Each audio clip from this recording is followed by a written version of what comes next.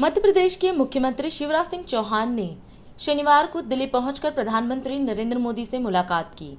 मोदी से मुलाकात के बाद उन्होंने मीडिया को ब्रीफिंग करते हुए बताया कि अगले साल 2023 में 9 जनवरी को इंदौर में प्रवासी भारतीय दिवस मनाया जाएगा।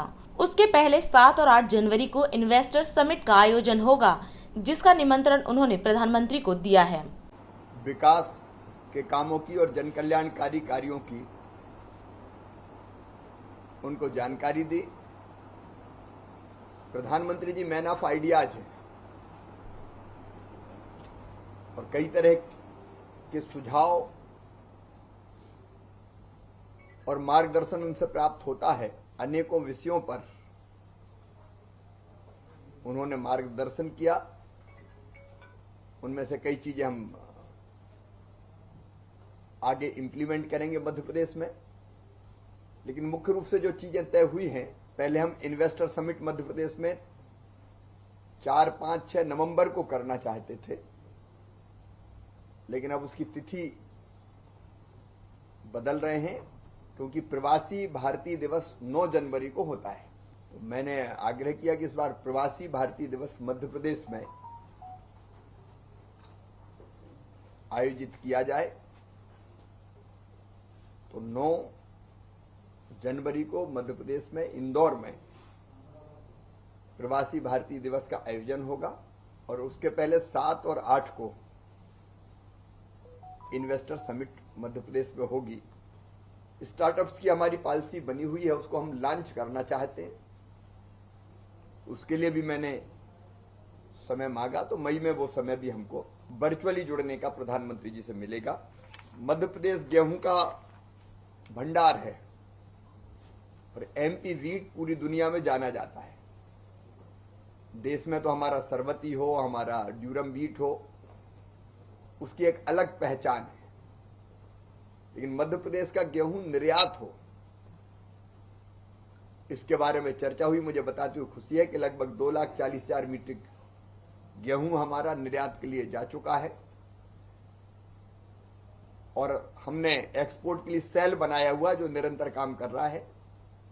एक्सपोर्टर्स के संपर्क में हम हैं। लगभग 20 लाख मीट्रिक टन और एक्सपोर्ट हो सकता है, उस पर भी चर्चा हुई। मुझे खुशी है कि कई देशों में हमारा गेहूं जा रहा है। इजिप्ट की टीम अभी आई थी, तो उसने भी मध्य प्रदेश के गेहूं को अपने यहां लेने की इच्छा व्यक्त की है। मध्य प्रदेश में रोजगार दिवस का हम आयोजन करते हैं। हर महीने एक दिन रोजगार दिवस होता है और हमारा टारगेट होता है कि कम से कम 2 लाख स्वरोजगार के अवसर हम उपलब्ध कराएं। मुझे खुशी है कि जो पहले 3 रोजगार दिवस हुए हैं, 12 जनवरी को 5,26,000 लोगों को, युवाओं को स्वरोजगार का लोन मिला था। 16 फरवरी को 5,04,000 को, 31 मार्च को 3,33,000 नौजवानों को स्वरोजगार का लोन मिला था। अब ये रोजगार दिवस हर महीने हम आयोजित करेंगे और कम से कम 2 लाख नौजवानों को हर माह रोजगार दिया जाएगा। केंद्र सरकार की प्रधानमंत्री जी की योजनाएं प्लस राज्य सरकार की योजनाएं दोनों मिलकर डबल इंजन की सरकार जैसा काम करती है। इन रोजगार के अवसरों को नौजवानों को उपलब्ध कराने का काम करेंगे।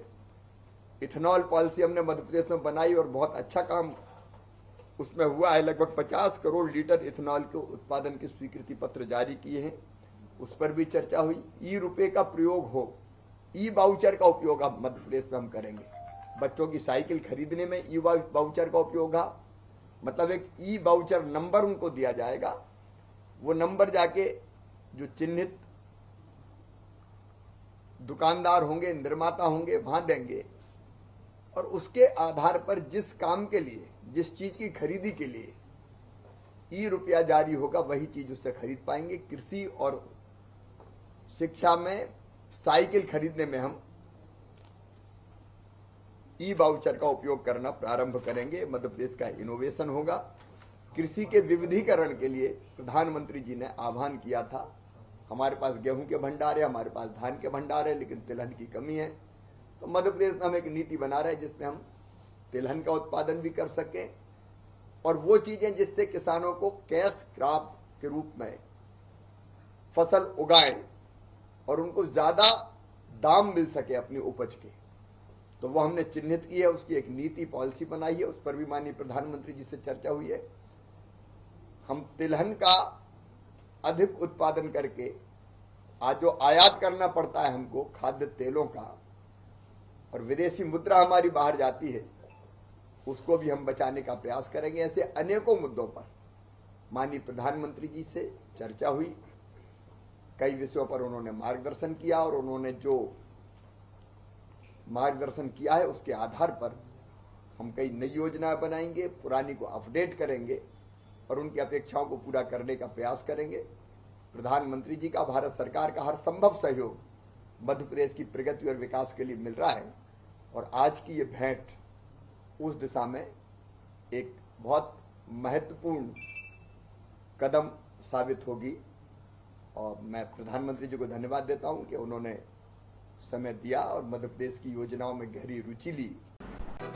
राष्ट्र सर्वप्रथम, राष्ट्र सर्वप्रथम, राष्ट्र सर्वप्रथम, राष्ट्र सर्वप्रथम।